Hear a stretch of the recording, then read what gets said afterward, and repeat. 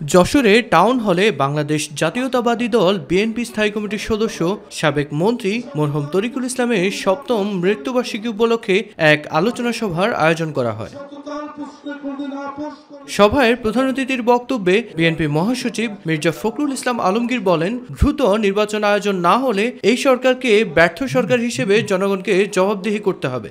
গণতন্ত্রকে আমরা আর কখনো হরণ করে নিয়ে যেতে দেব না, মানুষের অধিকারকে হরণ করে নিয়ে যেতে দেব না। কয়েকটি রাজনৈতিক দল ঘেরাও করছে, অস্থিতিশীলতা সৃষ্টি করার চেষ্টা করছে, আবার একটা চক্রান্ত করছে নির্বাচনকে বানচাল করার জন্য, নির্বাচনকে পিছিয়ে দেওয়ার জন্য।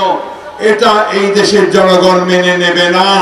অন্যদিকে সকালে বনানীর হোটেল শেরাটনে তারেক রহমানের রাজনীতি এবং চিন্তাধারা শীর্ষক এক আলোচনা সভায় দলের স্থায়ী কমিটির সদস্য খন্দকার মোশাররফ হোসেন বলেন, নির্বাচন বাতিল এবং বিলম্বে ষড়যন্ত্র চলছে। আগামী ফেব্রুয়ারির মধ্যে নির্বাচন হলে তাদের দায়িত্বটা তারা সুষ্ঠুভাবে পালন করে বিদায় নিতে পারবে।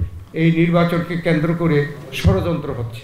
এই ষড়যন্ত্র কিন্তু আমরা মনে করি যে এটা নির্বাচনকে হয় বিলম্বিত করা বা নির্বাচনকে বাতিল করে দেওয়ার ষড়যন্ত্র চলছে।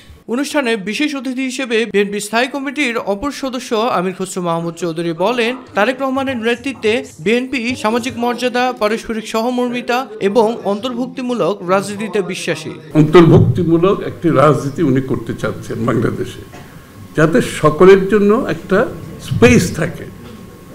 সেটা সরকারে থাকলেও স্পেস থাকতে হবে, বিরোধী দলে থাকলেও স্পেস থাকতে হবে। এই সম্পর্ক হতে হবে পরস্পর সম্মানবোধের পরিপ্রেক্ষিতে, মিউচুয়াল রেসপেক্ট।